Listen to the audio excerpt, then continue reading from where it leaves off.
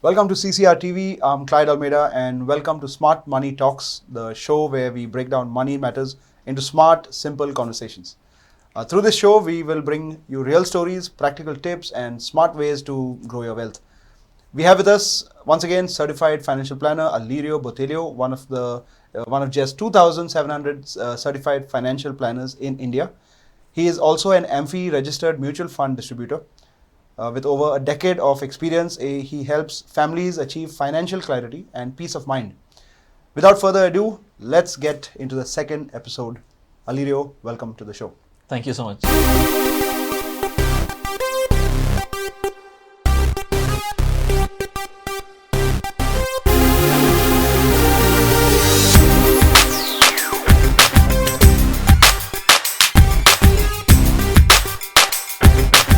I keep hearing that you shouldn't put all your money in FDs because of inflation. Can you elaborate on this? Yeah, so to understand this or get into it, let's understand something called as the rule of 72. So rule of 72 is something which gives you the amount of time in which your money will double. Okay. So essentially it is the number 72 divided by the interest or the return that you will be getting on whatever instrument that it is. Okay. So say you're getting 6% on something. So 72 divided by 6%, so which is 12. So in 12 years time, your money will double. Okay. So let's try to zoom out a bit. So in 1990s, like when my grandparents were investing, what was happening is on the FDs that they started, then they were getting an interest of around 12 to 14%. But this was not free money. They were getting that high interest because inflation also was high at that point of time. Right. So in 2000, you saw that the FD rates went down to 10%. Then in 2010, they went down further to 8%. And now you can see that the interest is around 6.5%. Right. So the interest rate, it is correlated with the inflation. So as and when your inflation is going down, the interest on the FDs also will keep going down. Right. So if there is a person who's in the 20% tax rate, then on a 6.5% FD, post-tax, he'll be getting only around 5%. So when you're saying he's getting 5%, that means his money, it will double every 15 years. 15 years. 14 years, say. 14 years to 15 years. So now you take a scenario of a person who's in a tier 1 city. With lifestyle inflation, the inflation will be around 10%. That means his expenses are doubling every 7 years. Okay. So you have a scenario where you're putting money in FD, which is doubling after 14 years, but your expenses are doubling in 7 years. And by that, in 14 years time, there'll be 4 times those expenses. So say you have put 25,000 in the FD. So in 14 years, it is going to become 50,000. But in that same period of time, your expenses, in 7 years time, it has increased from 25,000 to 50,000. And at 14 years, it has increased to almost 1 lakh. 4 times. So Right. when we talk about FDs, we talk about safety. But the safety is in terms of the amount that you have invested. But in this particular example, we saw that although the amount has doubled, the value has gone down by half. So your purchasing parity, what we say purchasing power, has actually halved. Dropped, yeah.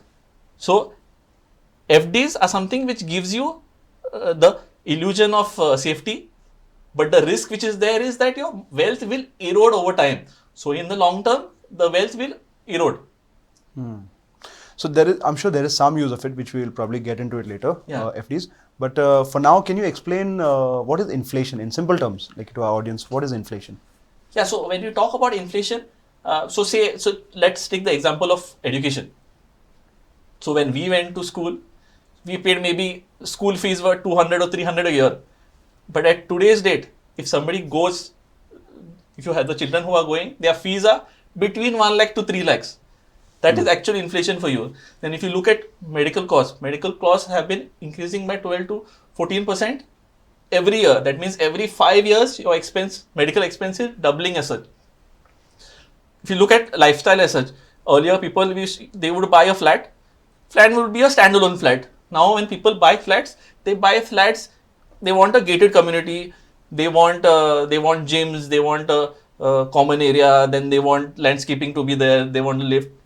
So all of these costs actually add up. With aspirations, all of the wants and Yes. needs also have kind of increased. Right, So even over if time. you look at vacations, Earlier, people used to go for vacations, maybe should go somewhere in Goa, maybe to the beach or somewhere the neighboring state. Now people are going more towards for international vacations. I remember we used to book a place in Baga and then stay there for a week on the summer holidays and then come back. That's our vacation. Yes, so that would be great, but that does not happen now.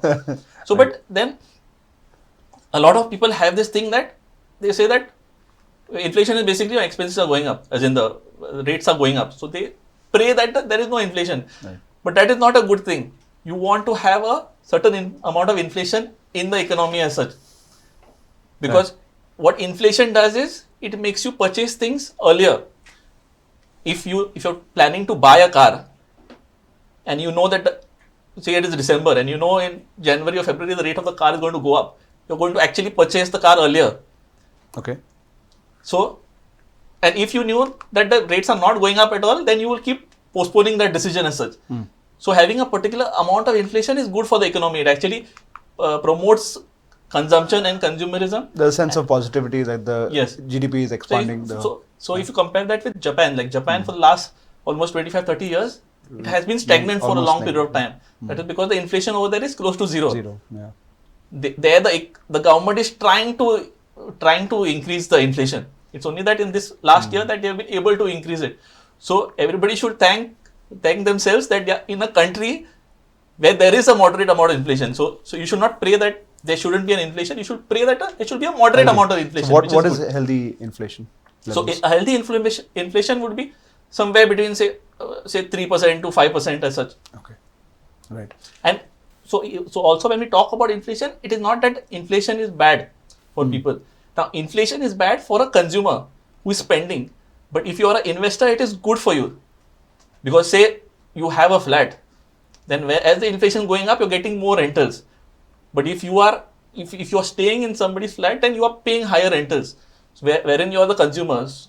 So for an investor, inflation is the best thing that can happen to them. Okay. Interesting. I don't know how much time we have to deep dive into inflation over here, but I think we'd like to move on. So, when should we use FDs? So, coming back to the earlier one question that you had, when should we use FDs and where should retirees park their funds?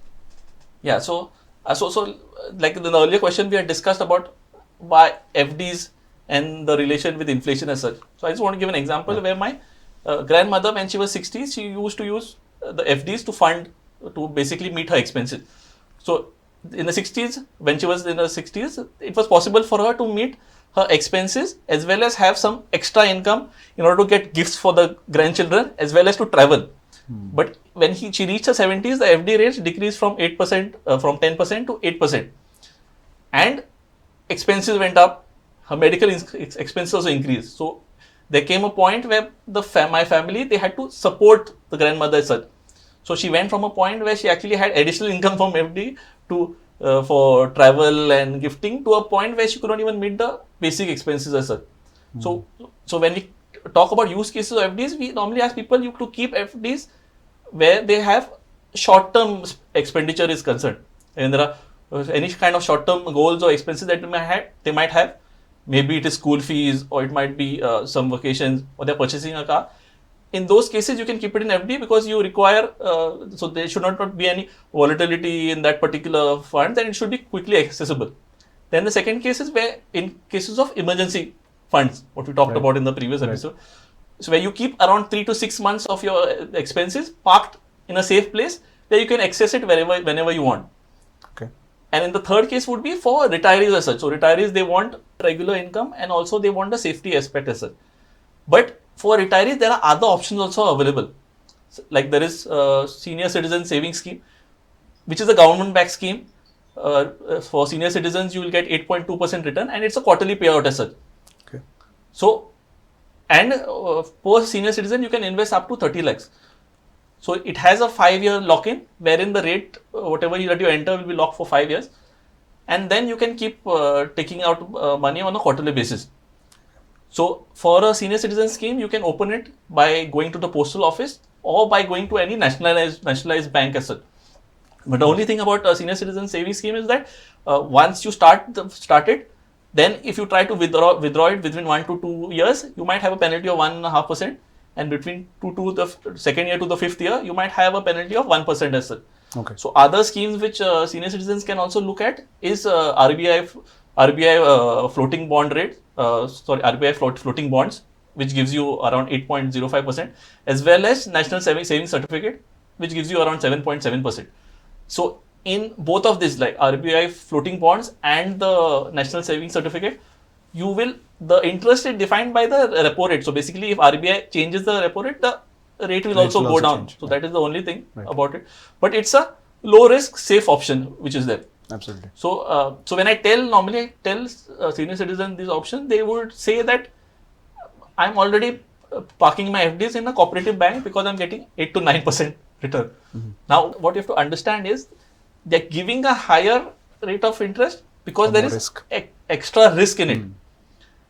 Now, the borrowers to whom the cooperative banks that they lend to, they are the ones who the commercial banks will not lend to. That is why cooperative banks also lend to them at 14 to 16%, because the risk is higher. So you're saying that when the commercial banks don't give loans out to people because of their eligibility, this person is more likely to get the loan from a cooperative bank. Is that what you're saying? Yeah. So I'm saying at a higher interest rate. Yeah, at a higher interest rate, because they are not getting the funds from normal commercial banks as such. So is the eligibility criteria relaxed in cooperative banks? Yeah. So then so they do lend out to more risky candidates. Okay. Who are there? Okay. So risk profile is higher. Yeah. So risk profile is higher. So it might happen that they also have higher rates levels of NPS. Basically, they are not returning their loans as such. Bad loans which are there. So for retirees per se, the return of principal is more important than the return on principal. Yeah. You don't want to be in a situation where your money is stuck somewhere and you're not able to access it. Right. So because I had a friend whose dad, he had invested in Mapsa Urban Cooperative Bank in 2020. Yeah. That's the time when RBI had cancelled their license. So he invested around 8 lakhs. It took him almost 3 years to get his 5 lakhs back. The rest 3 lakhs he got later. Okay. So during this entire period, he did not get any interest on it. And what happened is that he had that mental tension, right? That I don't know whether I'm going to get the money or not. Whether you'll get it or not. Right. So if you're parking your retirement funds into such a option, you don't want to be in that state where you are not able to access your funds and you're not sure if you're going to be able to get it back or not. Absolutely. That makes so much sense. Yeah. Yes. So the other thing about investing is when it comes to kids, right? So there are government-backed schemes like PPF or Sukhanya Samriddhi Yojana for planning child education and marriage. What about these instruments? Yeah. So when it comes to PPF as well as Sukhanya Samriddhi Yojana, so these are classified by the government of India as small saving instruments. So they are perfect for people who are just starting out investing or want to get into that zone where they are saving for children or maybe for themselves, and or maybe for people who don't have access to a financial advisor. It is a government-backed scheme, so it is safer. So these kind of schemes, they give you safety and they also give you tax benefits as such.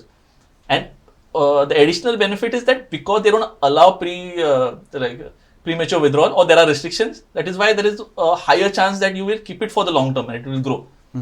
But at the end of the day, even the government of India is defining it as a small saving account. It is meant for people who are earning less to have some savings. So it is more of a saving instrument rather than a wealth building tool as such. Got it. So habit creation, maybe that also. Yeah, so habit creation. Yeah, just to get you started as such. Right. Okay. So currently in India, child education, the inflation is around 10%. That means every 7 years the fees are going to double. So if you take a case where you have a daughter who is 4 years old and private engineering college right now the fees are around 20 lakhs. So in 14 years, that is when the child is 18, you will have to come up with almost 80 lakhs for the fees of the college as such. So if you are investing 1.5 lakh per year in Sukhanya Samriddhi Yojana, say for 15 years, that's the max that is allowed. Then by age 18, she will get around 57 lakhs. But if they are investing 1.5 like the same 1.5 lakhs for 15 years in a mutual fund which is giving you around 12% return, then at the at the end of 18 years, you will have 88 lakhs. That is 31 lakhs more than Sukanya Samruddhi. That is or 54% more. Okay.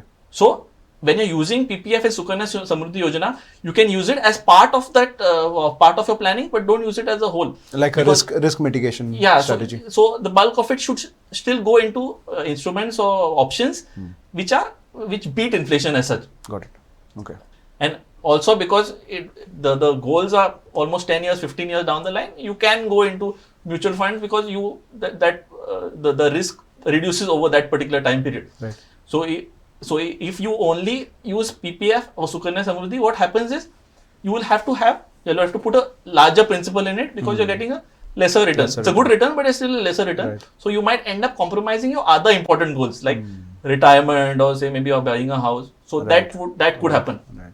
Very, very interesting. So everything is cut to cut here. Yes. Yeah. So you got to apportion your funds in the best way possible. And the other question is, why do people get scammed sometimes? There are so many schemes that keep coming up and people get attracted to it. And are there any obvious things that one can do to look out for and be aware of such things?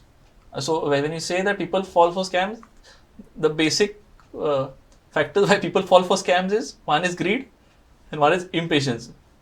If something sounds like it's too good to be true, then probably it is. Okay. So there is this kind of the scam which is called as a pyramid scheme.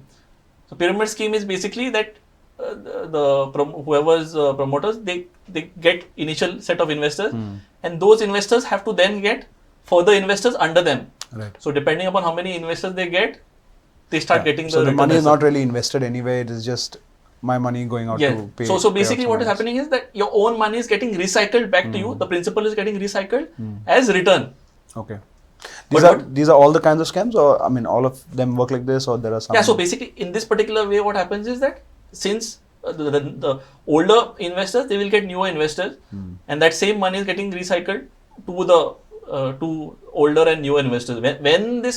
When new investors stop coming, then this scam starts falling on its face.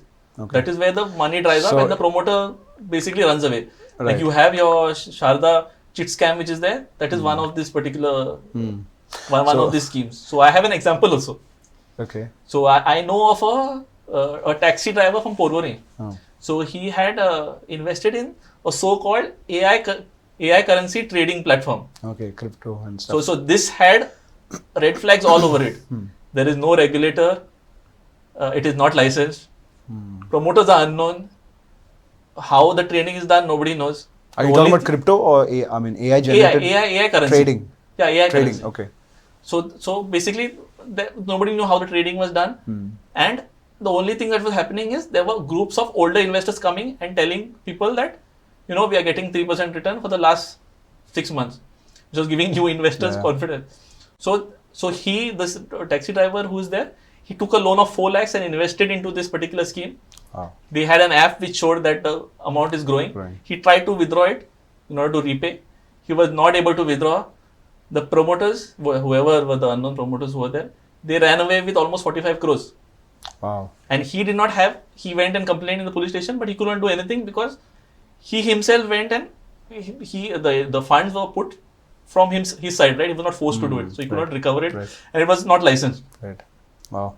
So the only people this works for is the promoters as an investment. Yeah. So the way of countering these scams is by learning how the power of compounding actually works. Because a lot of us, we think of compounding in a very theoretical fashion as such, and not in the and we think about it in a linear form. So I'll illustrate this by asking you an example. So if you take 10,000 and double it 10 times, how much would you get? It's about 10 lakhs. The actual answer is around 1 crore, and that is 1,000 times. This is how compounding works, and people don't realize the power of compounding. Einstein once said that those who understand compounding earn from it, others pay it. Wow, that's a big difference. So for us, it becomes a problem, and like when you're thinking about exponential growth, it's a little difficult to grasp as such. That is why we keep running after flashy short-term returns rather than looking at patient long-term returns. So say you are getting 12% in a particular instrument. That means your amount is going to double every 6 years per se. But if you look at a longer term, like if you look at 20 years, that same amount will grow by 10 times. So basically, in the first 6 years, it doubled. In the next 6 years, that in 12th year, it will become 4 times. In the 18th year, it becomes 8 times, and the 20th year, it becomes 10 times. So if you have put 10 lakhs today into something which is giving you 12%, you will have 1 crore in 20 years without doing anything. As in, you have to obviously be patient, but basically not doing anything and not disturbing that. Be patient. Yes. So again, coming to the rule of 72. So when you talk about rule of 72, you have 3 factors which play out. You're basically getting the amount of time in which your money is doubling. So the 3 factors are the amount of money which you're putting in, then you have the time period for which you're investing, and the return which you're getting. Now, what is in our control? The amount of money that we invest and the amount of time for which we can invest. How much return we'll get is not really in our control. But what people end up doing is run after the returns. So let's see what happens if you look at the amount that you're going to invest. So take a scenario where you are investing, say one person is investing 10 lakhs and another person is investing 1 crore in the instrument which is giving you 10% returns. So 10% returns means that your amount will double in 7 years. Okay. So if you have invested 10 lakhs, after 7 years it will double to 20 lakhs. The 1 crore will double to 2 crores. And in 14 years time, the 10 lakhs will grow to 40 lakhs. Okay. And the 1 crore will grow to 4 crores in 14 years. The time period is the same. The rate of return is the same. But the amount of money determines how much it will grow. Correct. So the idea is to try and save as much as you can in the beginning, so you can invest a larger amount in the beginning and not try to chase returns. So I had this. So I had a investor awareness program where a participant asked me, how do I increase my return? Everybody wants to know how to increase return. So I told him that I have the right connections and I have the answer to this question, and you come to the correct place. So the answer to increasing your return is by increasing the amount that you invest. So obviously he was very disappointed with the answer, but the fact is that if you increase the amount that you're going to invest, your return also will be higher. Absolutely. So the first point is to increase the amount that you invest, and second is to invest into some instrument which gives you a decent return. So say you're putting it into a FD which is giving you a post-tax return of around 5%. So that means that your amount is doubling every 14 years. 14 years. And you have another instrument which is giving you 10%. So the amount is doubling every 7 years. And you're investing 25 lakhs in both. So 25 lakhs when you're investing into something which is giving you 5%, it will grow to 50 lakhs in 14 years and to 1 crore in 28 years. Whereas the 25 lakhs, if you invested into something which is giving you 10% post-tax, it's going to double to 50 lakhs in 7 years, then to 1 crore in 14 years, 2 crores to 21 years, and by the 20th year it will be 4 crores. So basically, if you're putting it into 5%, it is going to grow from 25 lakhs to 1 crore in 28 years. But if you're putting in a 10%, something which is giving you 10% return, it is going to grow to 4 crores. 14. Yeah. So the difference is, one you get 1 crore, the other one you're getting 4 crores. So, but the important point is, it is happening over a long period of time. So your job is to not try to do anything which will stop this power of compounding from happening. So the idea is to try to increase the amount that you can invest for long period of time, and invest in good instruments. So if you do this, then you won't run after schemes and other so-called high risk, high return investments. Running after the returns, basically. Yes. I have something here to ask you about compounding, because I came across something the other day, an article which says that compounding doesn't work for everyone, and when you're young, especially, you can maybe shed some light on this. When you're young, especially, the power of compounding is almost meaningless, because the amount that you can invest is a lot less than what would give you meaningful returns later. So their solution to this was that you spend that money on acquiring skills now, and so that when it comes to a time for you to invest, the amount that you can invest is a lot more. Yes. So you want to just explain this part, because it maybe you cannot take compounding as a whole and soul, the truth to investing, or so like I said, right, so one of the things is that you increase the amount that you invest. So to increase the amount that you invest, you have to also increase your income. So in the initial years, so say when you're say under 30, you're basically trying to increase your income so that you can invest a larger sum. And how do you increase that particular income? You can increase it by increasing your skills. So the idea is that you can invest, but it is better that you invest in yourself, so that you can increase that particular skill. So in a way, that is an investment also. Yeah. So, but although you're investing in yourself, you also start that habit of saving. It might not be something which is going to impact incremental habits. But because you have invested, what is going to happen is you will see that market cycle or how the money behaves over time period. So that will, when you actually have a greater income, that will help you. And I believe it will start to improve. It will start to improve your relationship with money, right? From an early age. Great, nice. So to wind off, this is the last question for you, I guess. So we see that most of us chase whatever is giving us the best returns at present. So whether it's gold, real estate, or equity, why do people disturb this process of the power of compounding? Why you've explained to us, that compounding is good and it's what works in most cases. But what is it? Why do people disturb this if they know this is what works? Yeah. So basically, we know that whatever is simple is not easy to do. Okay. And the compounding is very slow and boring. Right. So in the initial years, you are not going to get any kind of excitement out of it in the initial 6 to 7 years. But you will have your friends and family who will keep talking to you about this particular stock where they got 20% return in 1 year, or they have invested in some cryptocurrency or in some real estate that they invested in, give you a lot of return. So it kind of creates a FOMO. Modern day lottery. So it kind of creates that fear of missing out, that am I investing in the correct things or not? Because they are looking at short-term returns per se. So you have to understand that compounding per se, the returns will feel very underwhelming in the initial years, and it is not designed to excite. But once it starts, like the snowball starts rolling, you will actually see your entire behavior change. You will move from having difficulty in saving to trying to find ways to invest more money.